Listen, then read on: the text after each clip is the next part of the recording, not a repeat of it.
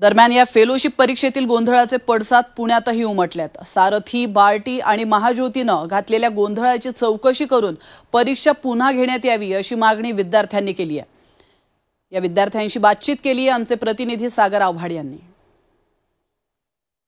2019 ची प्रश्नपत्रिका आज पुन्हा बार्टी, सारथी आणि महाज्योतीच्या विद्यार्थ्यांना देण्यात आली। विद्यार्थ्यांमध्ये उद्रेक आपल्याला पाहायला मिळते का? विद्यार्थी आपल्यावर आपण बातचीत करणार आहोत। हीच प्रश्नपत्रिका परत आहे। हा, ही सेटची परीक्षा आहे 2019 ची।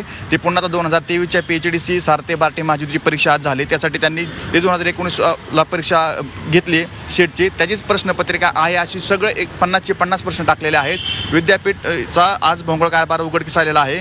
नेमकं विद्यापीठ प्रशासन करतंय काय?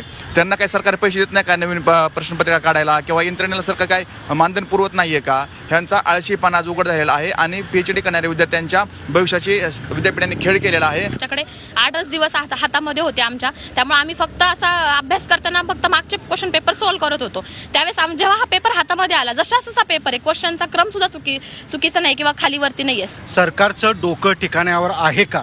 100 दिवसापासून बार्टीचे, सारथीचे, महाज्योतीचे विद्यार्थी उपोषण करत असताना सरकारनं ही परीक्षा बळजबरीने घेतली। बळजबरीने घेतल्यावर विद्यार्थ्यांना कमी कालावधी दिला, ही दुसरी बाब। त्याचबरोबर ही परीक्षा घेत असताना एक डॉट म्हणजे सिंगल डॉट चेंज न करता पेपर विद्यार्थ्यांना दिलेला आहे। महाराष्ट्राच्या कानाकोपऱ्यातून विद्यार्थी या परीक्षेसाठी तयारी करतात। अशा सर्व विद्यार्थ्यांवरती या महाराष्ट्र सरकारनं अन्याय केलेला आहे। आमची सरळ मागणी आहे की सदर झालेला पेपर हा गैर पेपर आहे आणि पेपर रद्द करावा।